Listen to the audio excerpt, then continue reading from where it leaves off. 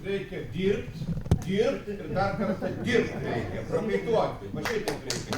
O kad šitaip reiškiasi dirbti, tai reikia dirbti juodą darbą. O juodas darbas dirbti, tai reikia šluotos, kastuvo, reiškiasi daryti, tai jau būdavo lenininės talkos, o dabar mes pavadinsim vytautinės talkos. O koks tai darbas? Reiškiasi, juodas, sunkus prakaitas. Už bažnyčios yra šabakštynas, o tenais reikia padaryti parką, sutvarkyti, padirbėti, reiškia tenais pagenėti, o paskui galėsite atsivesti tenais vaikus pažaisti tenais, patys pasėdėti, reiškiasi gražus parkas tenais už bažnyčios, seni medžiai, va tokios rūmo medžiai, suprantat, yra. Tai va ta visa ta teritorija, reiškiasi, reikia, bet čia reikia ne žodžiais, ne liežuviu, o prakaitu, sūriu prakaitu, juodu prakaitu, suprantat, reikia rankovės atsiraityti ir dirbti. A tai čia jau čia, ponio, aš nemoku. Jeigu sugalvos jūsų vadovė, tai va tiek, o ką daugiau pasakyti galima, daugiau nieko, reiškiasi pasakyti. Dar kažkokia tai buvo viena mintis čia kilusi, kad, reiškiasi, kad gal dainuoti, tai čia jūs tai jau galite padainuoti visą laiką, irgi reikia žmonėms labai, tai reiškia terapija, bet prieš darbą tai viskas yra nulis, prieš fizinį darbą yra, reiškia, viskas nulis daugiau. Ai, bet kaip papuošėt, sakykim, puošėte, tai pavyzdžiui labai prašytau, skirtau finansus, bet reiškia, kaip iš parapijos, bet aš nemoku suorganizuoti žmonių, kad kitais metais kaip puošėt, reiškia, kad prisidėtumėte savo, aišku, irgi jums irgi to sunku, bet pavyzdžiui, ir šiais metais, kaip yra mūsų bažnyčia, taigi tenais jūsų sulyjo, o pas mus yra pastogė tarp kolonų. Ir 2 žvakės, 2 eglės galėjo stovėti su lemputėmis papuoštos. Būtų labai graži puošmena. Aplinkui bažnyčia yra tokios arka yra, reiškia, durys yra arka. Galima padaryti iš tokių lempučių ir iš eglyšakių visokiausių padaro, kad ir iš plastikinių, patokie aplinkui su lemputėmis. Irgi gražu. Tai, žinot, o bažnyčia tai kai graži, tai ir visiems kitiem yra gražu. Tai reiškia, čia ne tik, čia juk, kad bažnyčia tai ne tik, kad katalikams yra graži. Ir ateistams graži, ir budistams bažnyčia yra graži, ir visiems, kur yra gražu, visur yra gražu. O kur yra negražu, tai yra ir negražu, tai čia tikrai nenoriu, reiškia, kokią nors primesti denominaciją, kažkokią tai religiją, tikėjimą, bet irgi ten žmonės važiuoja, eina, ir jeigu lemputės šviečia, dega, pavyzdžiui, jūs jau seniai nuėmėt, jau po sausio 6 pas jūs nėra eglių, o pas mus dar eglės bažnyčių dar yra. Tai va, reiškia, ir jeigu papuošit bažnyčiai, tai jau ne šalin rankas nuo eglių iki vasario 2 dienos. Ir dabar kiekviena iš jūsų yra duodama po 5 kvadratinius metrus. Po 5 kvadratinius metrus. Sutvarkyti. Ir jau yra kortelės sustatytos, jūsų vardai pavardės yra sustatytos. Ir dabar tik nueinate ir dirbate.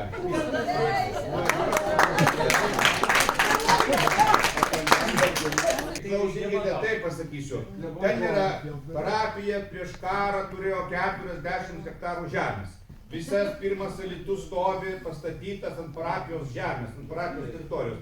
Mes parapiją tos žemės niekam nepadovanojam. Iš mūsų ją valstybė, Sovietų sąjunga okupavo, o laisva Lietuva jos negrąžino. Tai reiškia, faktiškai jinai yra nedovanota, o atimta. Tai reiškia, mano žodis, reiškia, yra čia svarbesnis už visus paveldus, už visos aplinkosaugas ir už visas. Čia yra, reiškia, mes panašiai, kaip sakė ponas Jurgis, Jurgis sakė, čia yra vieno žmogaus valdžia. Tai va, parapijoje yra vieno žmogaus valdžia. Tai mes senų medžių neliesim, link Dieve, bron Božą, kaip sako Lenkai. Negalima nei senų, nei jokių negalima. Nei šlomo iškirsti Aš rytoj paskambinsiu administracijos direktoriui, pasakysiu visą problemą, situaciją ir pasakysiu, kokios galimybės, kur mūsų, ką mes galim, ko negalim. Ir tikrai, žinokit, visada susiderinu, ko tik tai... Ir dar galima, paskutinis dalykas, dar noriu priminti, aišku, čia ir savivaldybė už šito, reiškia, yra jau irgi pritarė, bet ir viskas. Pirmajam Alytuje prie Piliakalnio turi atsirasti paminklas, rimtas paminklas pirmajam Katinui. Dabar, klausykit, Voveraitis pridėjo Alytus. Nu, priegotų tos Voveraitės Alytuje. Kas čia nesąmonė dabar? Voveraitis pridėti. Pirmas Katinas dėl to, kad archeologai surado kaulus, suprantat, kaulus Lietuvoje prie Alytaus Piliakalnio, kasinėdami dar sovietiniais laikais, ar po to archeologai surado pirmojo Lietuvos Katino kaulus, pirmojo. Tai čia yra brendas, čia yra legenda, čia suprantate, visi kačių augintojai atvažiuonės ir čia reikia rašyti ne aukščiausias Lietuvoje, tai reiškia kažkoks pėsčiųjų tiltas, kurio nerandi, kad čia turi būti rūdos lentos parašytos, kad čia yra paminklas pirmajam Lietuvos Katinui. Ir turi būti